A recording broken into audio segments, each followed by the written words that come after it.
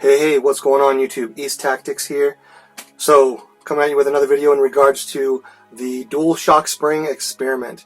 I'm not sure if you guys seen the video yet. If you haven't, check it out. I actually dropped a video where I took my RC car to BMX Park and did a romp with it with the thicker shock fluid in the shocks, as well as the custom pistons that I had thrown into the vehicle. So I was actually pretty happy with the performance. I had a friend of mine that even made a comment that he could tell the difference from when the vehicle hit the ground, that it was hitting the ground. It seems like the shocks were taking up a lot of that just loud slap that you normally feel or see. So that's good. That was a good positive test result.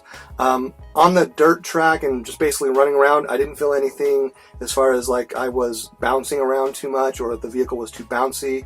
I hit a couple of large jumps. As you can see here, the bounce was pretty minimal, especially like right here on this jump. When I hit the ground, I didn't bounce at all, and I just went right up another ramp, and it was great. And then there's other jumps where I come down and I hit the ground, and it's just a small to medium-sized bounce that I feel is still less than what it was when it was stock. So believe it or not, the thicker diff fluid inside of these pistons with the mixture of shock fluid really has tamed these shocks down to where they're not bouncing up as much. So what I'm going to do right now is I'm going to take my RC car back to a grass park that I took it to originally in, I think it's video number 3, where you can just see a lot of bouncing on the grass. I want to basically see if the thicker fluid and the custom piston work that I did actually has gotten rid of that. Yeah, it's still bouncy in the front end quite a bit.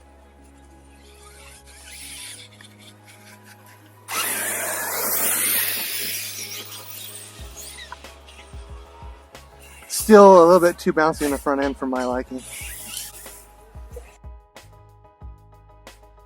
Actually, as far as the pistons go, I did do some custom piston work, but when I was doing my testing, I noticed the biggest difference from slowing down of the shock from the thickness of the oil. And so the thicker fluid is really what tames these dual shocks so that you don't have the quick bounce back. Anyway, that's enough rambling. What I'm going to do now is we're going to take it to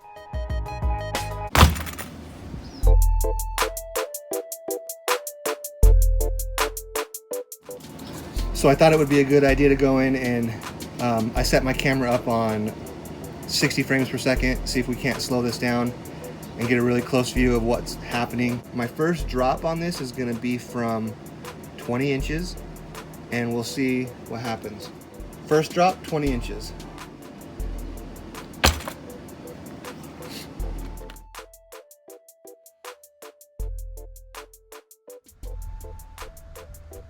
Front end gets a little bit lower right there, and that means that my front end is in need of a little bit thicker fluid, in my opinion, based on that right there. See, now the front end just popped up.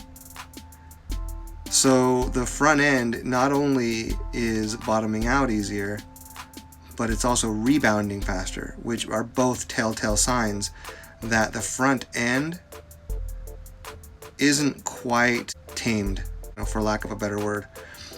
I need to add thicker diff fluid to not only stiffen up the front end just a little bit more, but also prevent it from rebounding faster than the rear end. Okay, it didn't bottom out, so we're going to go up a little bit to 25 inches.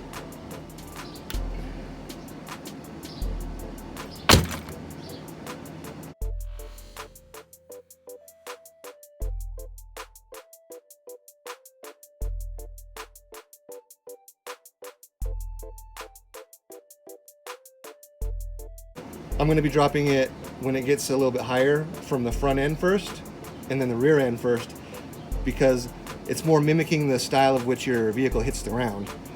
Most of the time when you hit the ground at an angle more like this, so your front shocks hit first, which is why typically they like the front shocks to be a little bit stiffer, and that's why ARRMA put the 1-2 piston holes, which are the smaller holes, in the front. Now I'm going to go from 35 inches.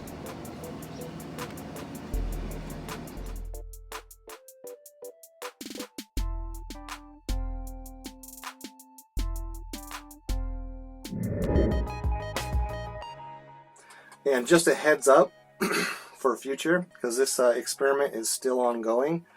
One of my subscribers told me about these springs right here. These are shock springs for the ARRMA Big Rock. And these springs are, from what I understand, we'll find out soon, the equivalent of having one spring with the same stiffness of doing dual springs. So the dual spring thing can go away potentially. The only downside to these springs is first, I'm not sure if they're going to recoup the level of stiffness that I've sort of been tuning here. And second of all, they're short. They're about right for the front, but as far as the rear goes, they're definitely shorter. So I definitely will have to make some adjustments with the shock collar rings to accommodate for that shortness.